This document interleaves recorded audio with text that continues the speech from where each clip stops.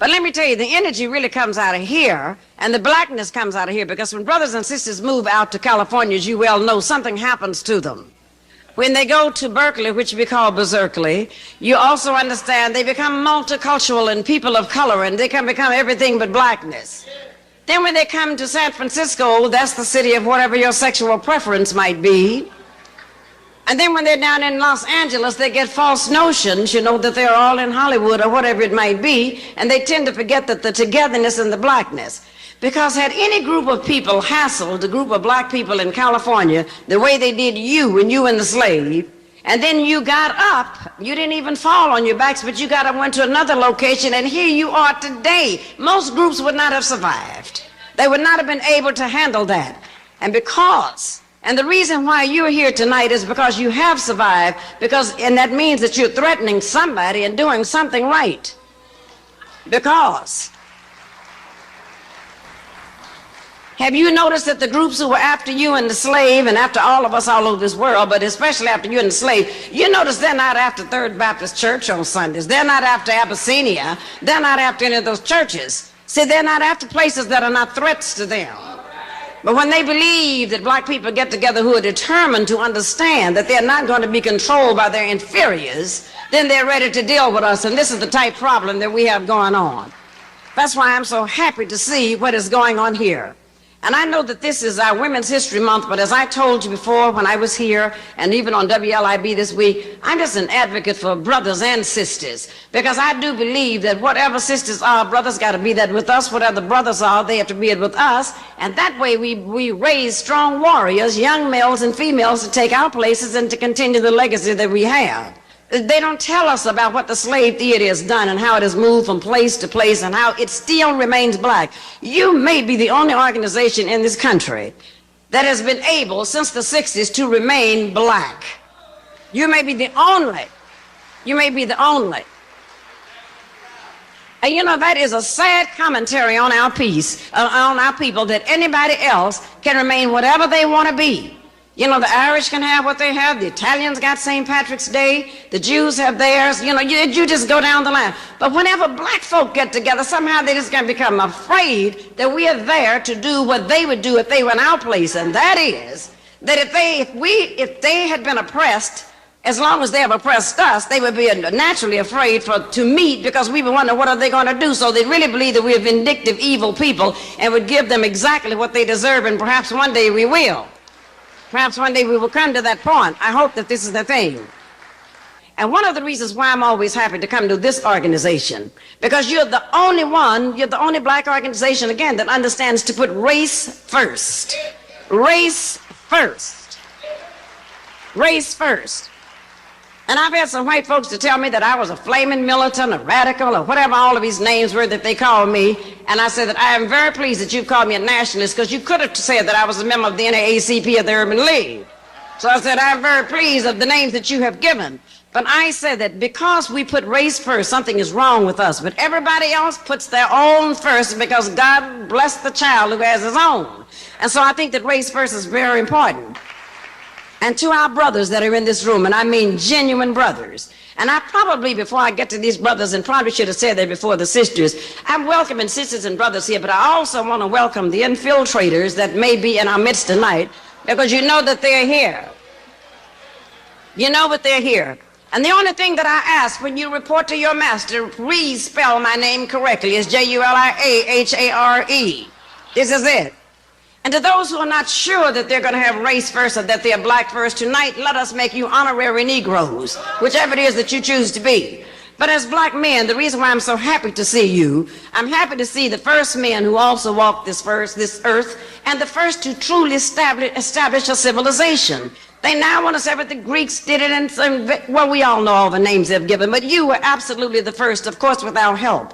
You were the first to build institutions, because as Marcus Garvey told us, that it is our business to continue to build institutions. And by doing that, you still have people, white scientists, wondering how you built one of the only 7 wonders of the world. The pyramids are still standing. This got them stymied and wondered how did it get up there. And you can believe that every day as we speak, they're still trying to find out how that happened.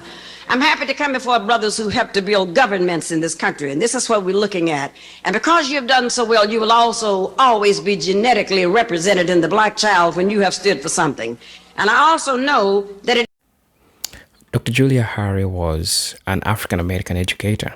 He was also a social commentator, and she was also a psychologist, and she talked about important things in the United States, including the conditions of black family, including the black education, and generally the development of the black community.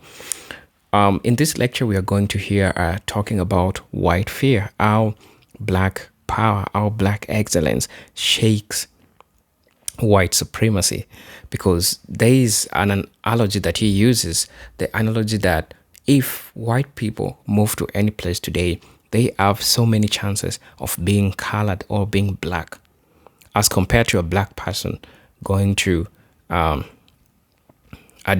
black person will be a black person. And so there are no big changes, because when we see differences in population and our genetic makeup, what we have and what we are made of as black people, it gives us a lot of chances for survival.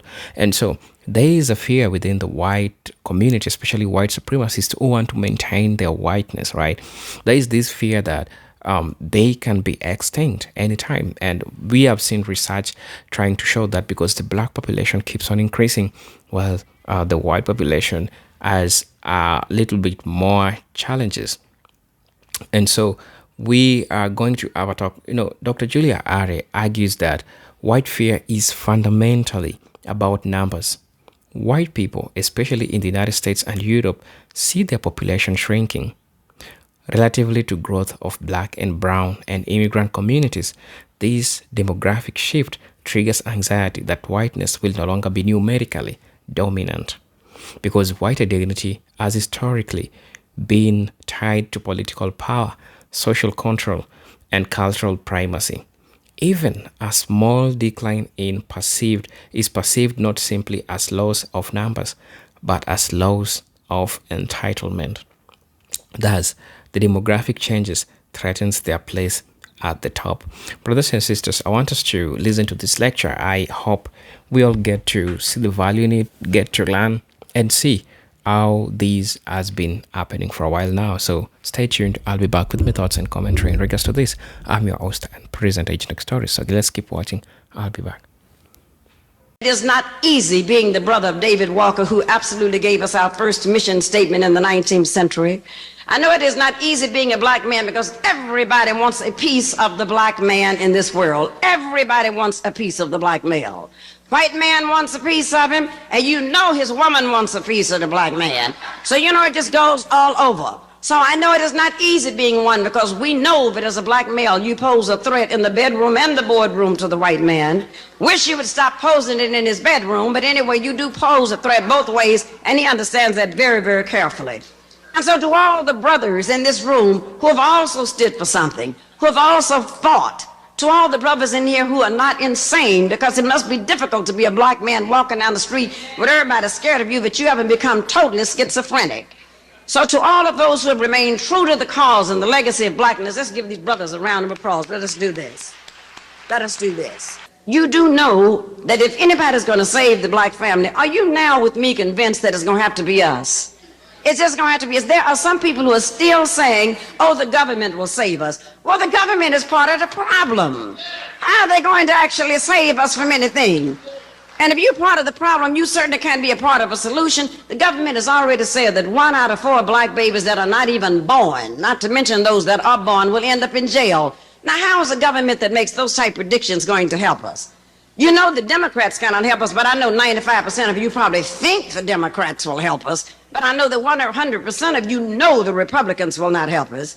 And some of you who have gotten a little bit angry with the brothers and forgotten who your sisters are and forgotten to look in the mirror, you may even think that white feminists like Gloria Allred, Denise Brown, and Madeleine Albright will help us. But those women are not going to help us even if they could. Did they help us when their husbands raped us on the plantations? Did they help us when their husbands brought domestic violence against us on the plantations? See, this is what a lot of people do not look at. Those women are out for themselves, and we'll get into them also a little bit later. So only the black man and only the black woman are the ones who will save black people, and we should stop depending upon anyone else. Let me show you some of the things we're facing. White folks were surprised to see the racial polarization that took place after that first O.J. Simpson jury came in. They were just like, they had no idea that we could even feel. They did not know, first of all, we believed that the prosecution, Marcia Clark, with a polyester wearing self, did not prove the case. We understood that from the very, very beginning. But then we also understood that this was much bigger to us than O.J. Simpson. We know O.J. Simpson is hopeless and helpless. And so we had no intentions of even dealing with someone like that. We were seeing our fathers, our brothers, and everybody else that we knew. And so they were surprised to see that it was at an all-time high. They're surprised to see that black folks are not surprised that affirmative action is being taken away. Because don't they take away everything else? First of all, affirmative action started to have reparations for those who had been left out. And reparations meant black folks, because the Japanese got their reparations and they were in the concentration camps for 4 years. And we were in there 400 and didn't get ours. Germany gave reparations to the Jews, and you can go all the way down the line. But when it came time for our reparations, affirmative action, the reason why you don't hear white females saying anything, because 80% of the jobs under affirmative action went to them, plus pushing us to the back burner and bringing inflation up. This is the kind of thing that happened, the reason why we're not surprised at anything they do. And I don't know, some of you are very, very young, but in my experience growing up in Tulsa, Oklahoma, I never knew that anybody who was sent to the back of the bus because she was a white woman. Nobody was sent to the back of the bus because they were homosexual. Nobody was sent to the back of the bus because they were Asian and Latin. They were sent to the back of the bus because their faces were black. And now all of these groups are wanting to come in now and take the things that owe us. And some of our leaders stand up there and say, oh, we're all one. We should include everyone that's going in. Every time I hear them do that, I just want to pick up a sock, a shoe, or something and throw it at the television. See, this is why I'm not mistaken by these leaders. See, anytime, first of all, you can't lead me when you call an organization rainbow, because there's no black in a rainbow, as you all always know. And then they were amazed to know that we were shocked. We were shocked to know that white folks were surprised to know when the San Jose Mercury News broke the story of the CIA and putting drugs in our community. It didn't surprise us. I don't know why white folks knew that we didn't have any airplanes and boats and all those things to come in here. But the only thing that just disturbed me about it was I was sorry that a black newspaper could not once in a while broken a story like that. They're surprised to know that we're sick of public school education and that we equate public schools with prisons because they're both running a business of incarcerating our children to keep them off the streets until they're old enough to be sent to some other place. Pediatricians have now said, and speaking of black children, that gun violence is now the epidemic of the 90s. And this is why I'm saying, sisters, there are some things that we have got cut out for us, because you cannot depend upon the coalitions or your co-workers or your friends unless your co-workers' faces are black and they have been politicized just as you have. The Center for Disease Control have told us that most black children are going to get killed in school or even near the school. And yet when we decide that we want to have our own private schools, the white liberals will come crawling out from under the woodwork telling us that we're separating ourselves and this kind of segregation. You remember in Detroit when they wanted to have a school for all black boys? And here comes all of these folks out of here, the types that you know are not our friends, the Gloria Steinems and all, coming out talking about it was discriminating against our girls. And see, when that didn't work, they said that then we'll find a black person. Have you noticed white folks can always find a black person to come and do their biddings against us? Can always find one. And they made a mistake to find a sister to come out against Julia Hare on CNN. And I told the sister during the break, I said, now you have your opportunity to either side with me or go home embarrassed to death. You have your choice to do whichever one you want to do. I said, because if you side with the white folks today, I'm going to treat you just like them. I said, because this is what has happened when on the slave plantations, whenever we had any meetings and there was an insurrection there, it was usually a black person who told them, because white folks were not at the planning meeting. And I said, they're going to do the same thing to you as they did to the others. Once they pushed us into the river, whatever it was for trying to get away, they kicked the person in there who went back to tell them. So I said, you got your choice, and we're going to give you a countdown to 3. Sister got on there just singing right along with me, and knowing she didn't agree with me, but I told her, but you had your choice to either face me here or go home and face your community, either one that you chose to choose. You have to do that to them. And the reason why I say this, we're going to really have to start holding black people accountable, and somehow we're afraid to do that. We put them in office. We're afraid to hold them accountable, because what they do, then they run for office, they come to groups like this, they go to all the black churches and they speak, and they have us out there selling fish dinners and chicken dinners and doing the chitlin strut and everything we can to raise money to get them in. And once they get in the office, they say, oh, I'm not an officer, I'm not the mayor of black people, I'm the mayor of all people. And see, I have a problem with that, because first of all, a serious revolutionary will not and does not even wish to become an elected official. I'm telling you about a serious revolutionary, because you cannot do that, because you have to serve two masters, and I think we were all taught you cannot serve two masters at one time. Because once you get into office, if you are not serving the folks who have bankrolled you, you are either going to be recalled, assassinated, or put out. Now, I'm not telling you not to vote for black folks, and I think that you should do that. Anytime a black person is running for office, vote for them, but don't expect for them to be your leader if you want to get liberation and go to freedom. You will always work with them, but your leaders cannot be elected officials, just like the white folks' leaders are not elected officials. You really don't think that Bill Clinton is running anything, do you? That's just the elected official. You really don't think those cabinet members are running their communities. They are elected officials. The business people and the scholars and the people like us who do all the thinking out here, that's who's running them and calling the shots. In other words, when we have elected officials, they are the puppets who should be out there dancing, but we are the puppeteers who should be pulling those strings, telling them what to say.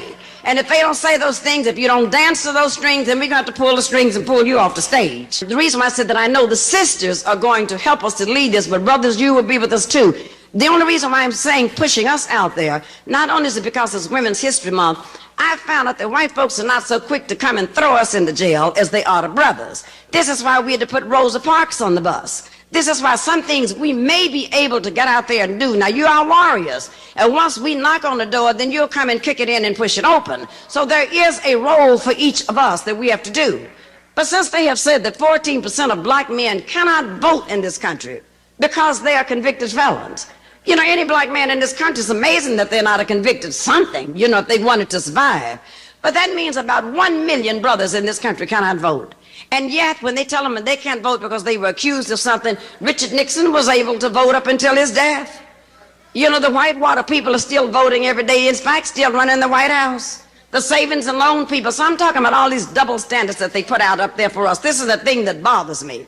Now, what I know you are probably, when you go back to your jobs and you have a master plan, not that you're going to tell this, but sometimes when your white friends and associates find out about this, you're going to get into serious trouble. So I've long since stopped caring about what they thought, because I would rather die on my feet than to live 100 years crawling at their feet. And I have made that very, very clear.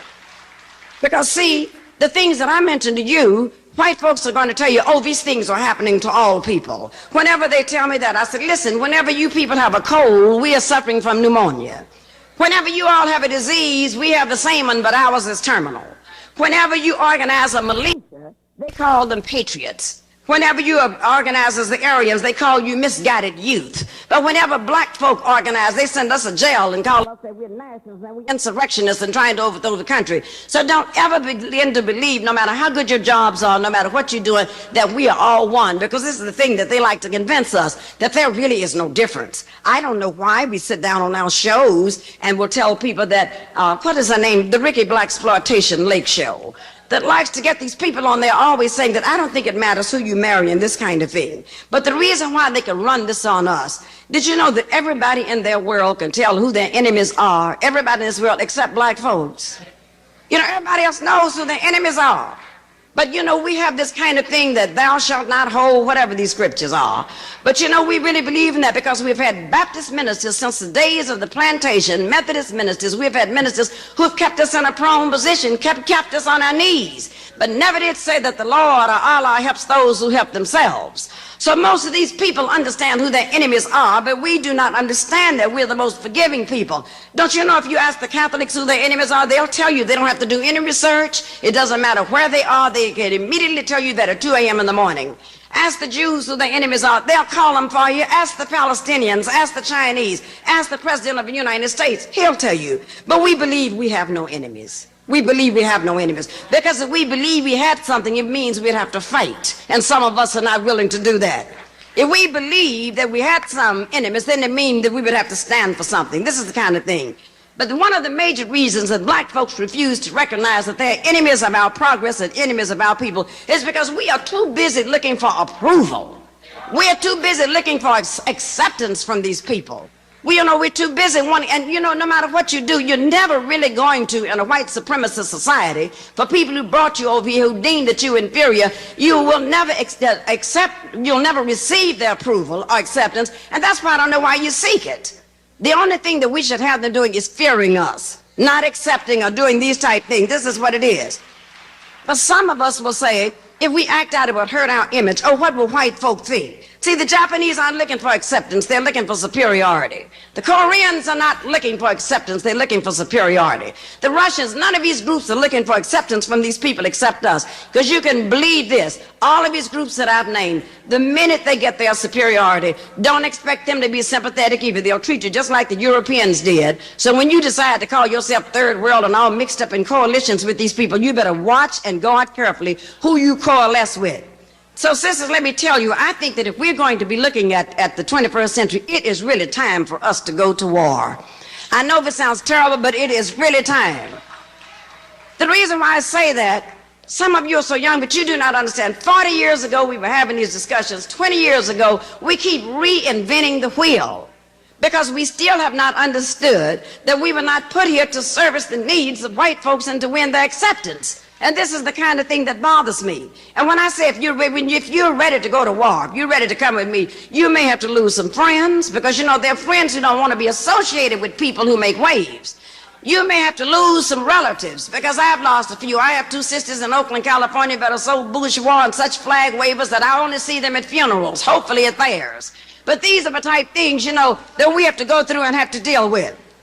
And you are also going to lose some of your white friends. And I know that harms a lot of you, that you have to lose those friends. But you will lose some of them if you decide to do that.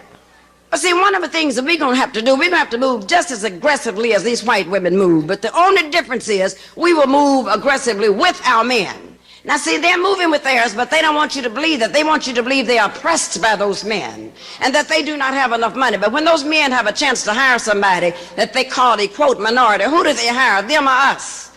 They hire them because they'd rather hire their mothers and their sisters and their lovers than to hire their enemies, which we are deemed to be by them. But see, let me tell you what we're going to have to do. First, sisters, we got to begin to have some very serious new racial strategies, which we have not had. We need a strategy that's just as Marcus Garvey said, the strategy needs to be race first. And when I say race first, I know a lot of you look up to those people who have not put race first. I think Shirley Chisholm is a wonderful person too. But when Sister stand up and said her oppression was more from being a female than being black, I said, now this is just the end. See, she can't be a part of the organization we're talking about. When Whoopi Goldberg said she had had worse treatment being a woman than she had ever had being black, and I know what part of a country she came from, and I know I'd be treated black, but I said, this is just it. When Michael Jackson, well, maybe he didn't say he had more treatment being a woman, whatever he said. So you can understand, the list goes down and down and down of what we may find out. And see, the only sisters that we should have, if we understand this, when we form our new organization, the sisters have to be black. There can't be women of color. They can't be multicultural. They can't be diverse. They can't be any of that. They got to be black. They got to be black women and identify themselves as that. They have got to do that. And first, I think we need to begin with an association of black women. Remember, I didn't say colored women's clubs, none of those things. The association of black women. Now, we can call ourselves African women if we want, but black women. It has to understand. And the only agenda that we have is not complex. It's to free ourselves, free our men, and to free our children. Freeing the black, that's the only agenda. Now, that's not difficult. That is not any formula that you have to go home and memorize. It's just freedom is the only word you got to think. Freedom. Hello, brothers and sisters. Welcome back to the channel. I'm hoping that you're doing great from whatever you watch me from. I'm your host and presenter, Agentic Stories.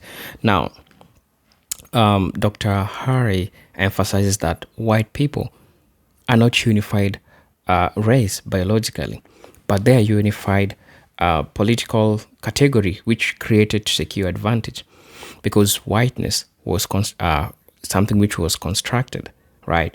Not naturally formed. It must be constantly defended. The fear of extinction reveals this fragility. Whiteness requires boundaries. It requires exclusion and control to survive. Without systems reinforcing it, the category dissolves. So white fear is not just about population. It is about losing that visual structure that grants whiteness the privileges that it has. It's also about fear of losing power and not survival. Dr. Harry also in his talk, he notes that white people are not truly afraid of physical disappearance. They are afraid of losing power over society. If people of color became the majority, whites fear they will lose control of political institutions, wealth, culture, and the narrative of who matters. This fear is based on the recognition that their historical dominance was not neutral, but enforced through violence, colonization, and oppression. Because they know how they treated others, they assumed others will treat them the same if roles were reversed. Um, Also, all that we see a projection of historical guilt. Why? Because white societies built their power on genocide. They built their power on enslavement, resources theft, and discrimination. There is an unspoken awareness that these crimes have never been genuinely resolved. Dr. Ha argues that white fear is partly a projection. White fear retribution. Whites fear retribution because they know the depth of harm they inflicted. This is why their fear intensifies when they see growing political power among black and brown people. They read it as a threat to their historical immunity. It is not that people of color are vengeful, but that white people cannot imagine equality without punishment. Um, Also, white supremacy as a survival mechanism. Dr. Harry explains that white supremacy is not simply an ideology of superiority, it is a survival strategy. If whiteness is minority on the global scale, it must create system to maintain power despite smaller numbers. Colonialism, segregation, apartheid, and mass incarceration are examples of strategies to maintain dominance. White fear fuels these systems. The more demographic power people of color gain, the more urgently white supremacy intensifies to protect itself. Thus, white supremacy is a defensive structure built to preserve minority dominance. Control over reproduction and migration. And this is true. Why? One expression of this fear at a note is the obsession with controlling population, limiting immigration, attacking affirmative action, policing interracial relationships, and promoting replacement conspiracies. White panic over the great replacement or white genocide. And all this reflects fear that people of color will outbreed them. Anti immigration policies in the US and Europe are driven not by economic logic but by demographic panic. If more people of color enter, whiteness becomes numerically weaker and therefore more vulnerable to losing power. Um, Culture panic and erasure anxiety. Another dimension of white fear is cultural. Dr. Ari argues that white people fear becoming culturally irrelevant as music, style, spirituality, and intellectual culture continue to be shaped by people of color. Globally, whites fear they cannot compete culturally. This creates panic about erasure. Our way of life is disappearing. But what is often called way of life is simply the dominance of European identity. The rise of diverse culture threatens the hierarchy, accelerating white anxiety that their culture will no longer define the norm. Um, Also, white fear acts as a threat to global peace. Finally, Dr. Ari warns that white fear is dangerous not because white people are disappearing, no, but because their fear drives destructive behavior. When a dominant group feels threatened, it becomes more violent, reactionary, and authoritarian. White society escalates surveillance, policing, military aggression, and political repression to maintain control. Thus, white fear fuels fascism, racial violence, and destabilization. And ironically, Ari argues that if white people embraced cooperation rather than dominance, they would have nothing to fear. But as long as they cling to supremacy, their fear becomes the very force that threatens global harmony. I'm your host and presenter, Jidok Stories. Please let me know what you feel and think about this video. But until then, let me see you in my next video. Peace, love, and harmony. Salute.